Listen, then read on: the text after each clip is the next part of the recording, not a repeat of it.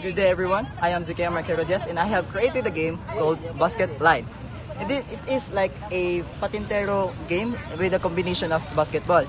So this game consists with two players, the attacking and the defending side.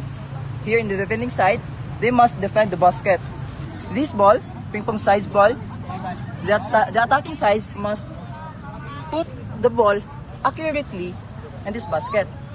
And the players must only step on these lines. So if the players step on here, then it's called violation. Let's go into watch how it demonstrates.